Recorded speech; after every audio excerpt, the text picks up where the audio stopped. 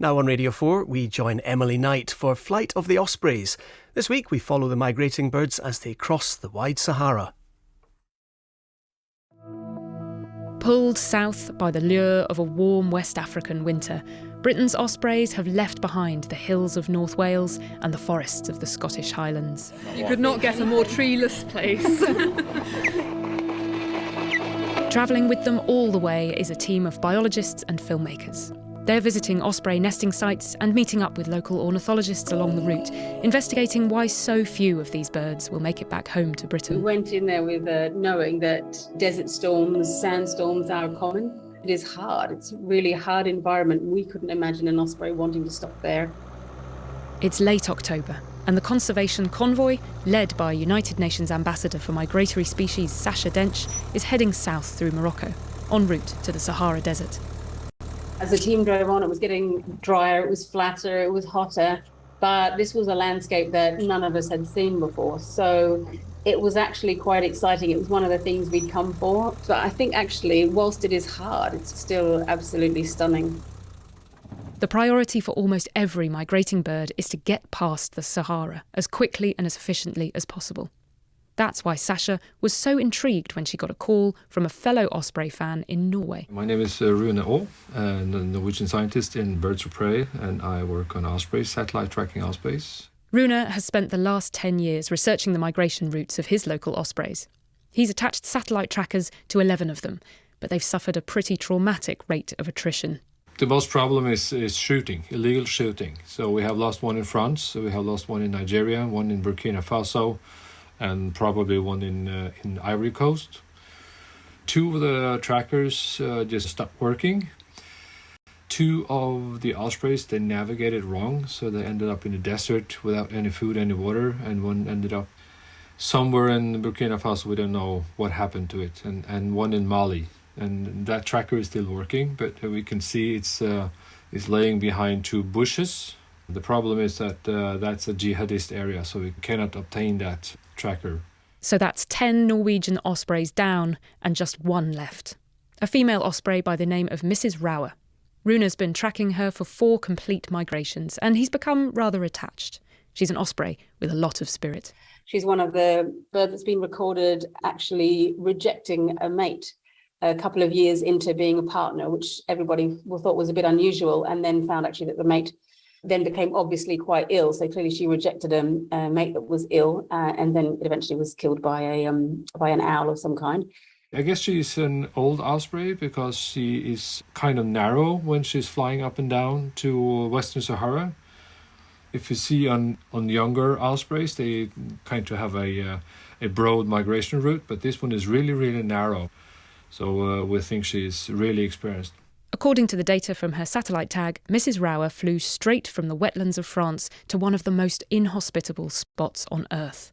When Rune saw the land route that Sacha and the team would be taking, he asked them to track her down.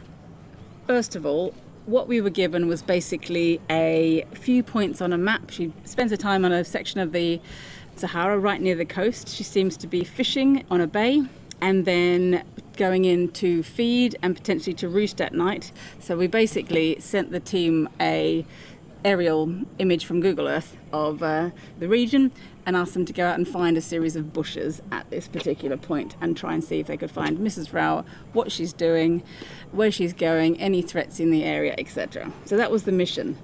First of all, what did the area look like?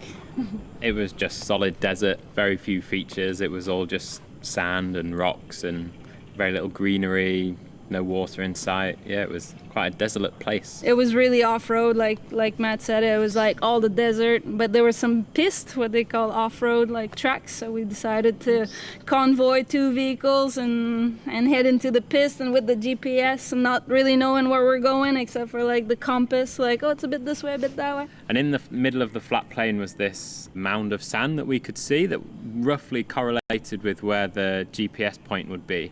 Yeah. We got out the cars, and as we were walking across to the mound, we saw a bird fly off the mound that resembled an osprey, and I think Charlotte actually managed to get some footage of it. We went to climb the mound to see what else we could find as a true detective, bird detective. So we went up there, We ended up finding quite a lot of different bones, like mammal bones.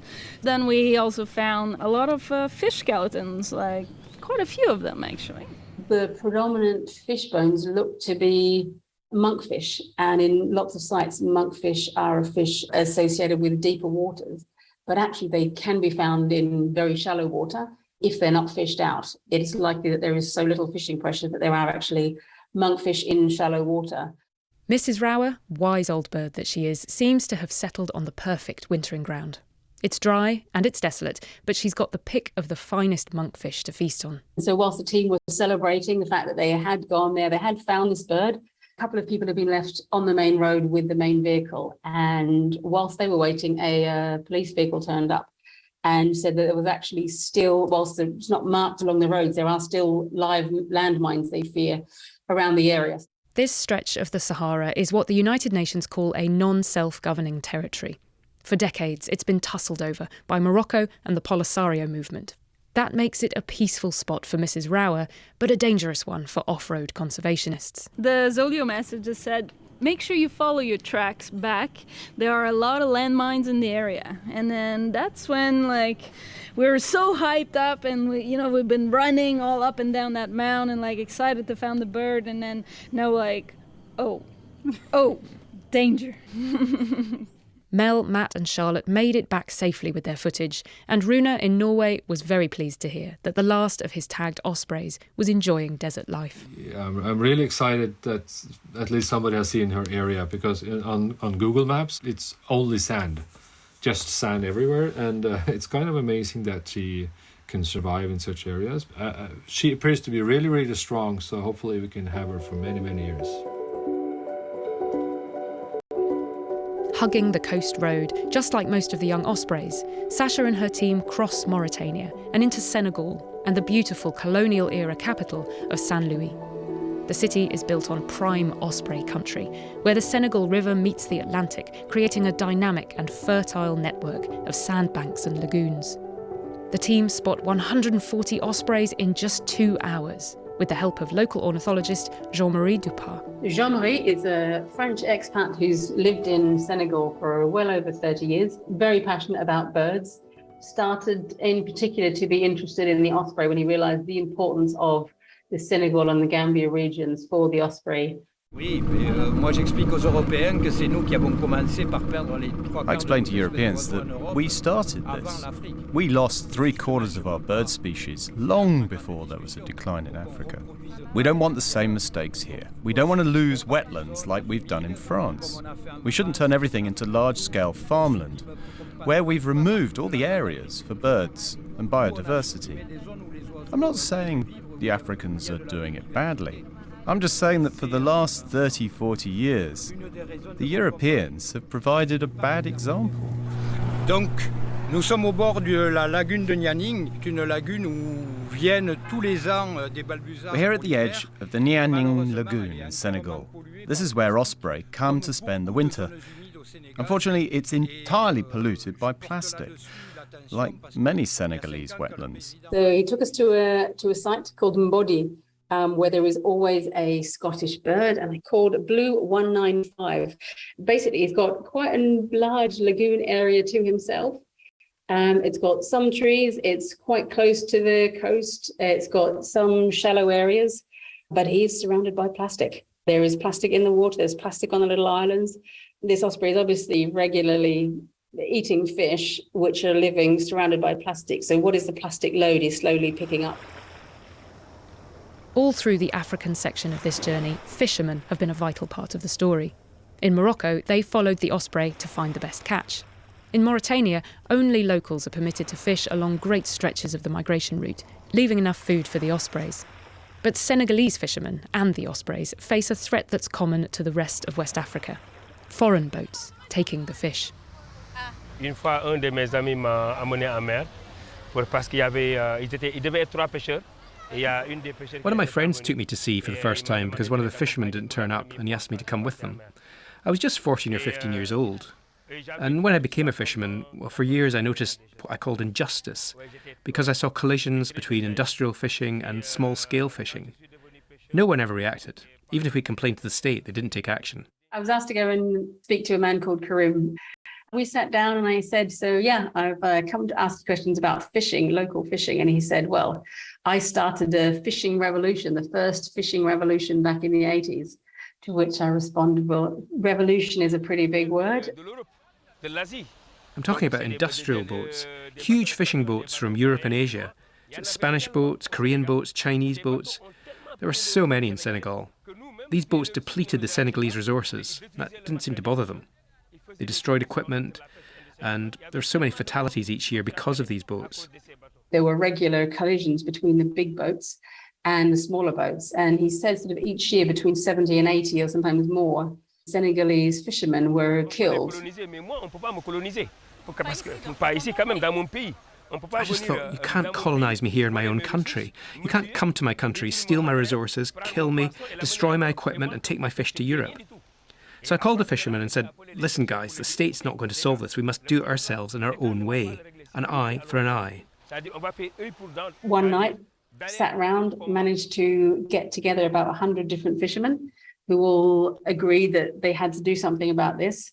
And the only thing they could think of was to go out to sea, completely surround one of the big fishing boats, and then climbed on board. The captain thought that they were going to start a conversation, but in fact they kidnapped him. And he's explaining this was a kind of an eye for an eye, a tooth for a tooth. If they were going to kill our fishermen, we had to demonstrate that we might be prepared to do the same. To which I said, look, did you really have a plan to kill him? And they said, no, but we needed people to think we would, and we needed to make an international incident. And that was the only thing we did. We had no power. Nobody would listen to us. Even in Senegalese law, the lives of Senegalese fishermen meant nothing compared to the lives of foreigners. Within 24 hours, I was being seen as a hero. Others said I was sick or mad. It was after that I was called the fisherman's advocate. It's challenging to think that the fate of the Osprey could be connected to issues that are as complicated as competition between nations for the rights to fish in far-flung places like Senegal, and where it's small-time fishermen that are at the front line of conservation. The waters of West Africa are plagued by foreign fishing vessels. Around 200 boats, subsidised by the European Union, buy licences to fish, while other boats from China, Turkey and Morocco dodge the inadequate patrols and fish illegally. But legal or illegal, they're doing the same thing, extracting high-value fish for foreign tables and low-value catches for fish meal production. Both massively reduce the catch available for local subsistence fishermen and migrating birds like the osprey. Mais c'est lié. C'est lié directement. Les oiseaux, ils vivent que de poissons. But it's linked. It's directly linked. Birds can't live without fish. If fish disappear, we all disappear because we won't have anything to eat. The Senegalese are dependent on fish, but it's even worse for the birds. Birds can't eat vegetables. If the fish disappear, so do the birds. In next week's episode, we catch up with the latest adventures of Glenn, one of our tagged Scottish ospreys, last spotted in the Bay of Biscay, hitching a ride on a cargo ship. Glenn has been an amazing bird so far. He's become a bit of a star because he's jumped from ship to ship out in the Bay of Biscay. So he's done really well up until this point, but we've now lost contact with the tracker. I just worry, has he been predated or has he injured himself? It's a bit of a nail-biting wait.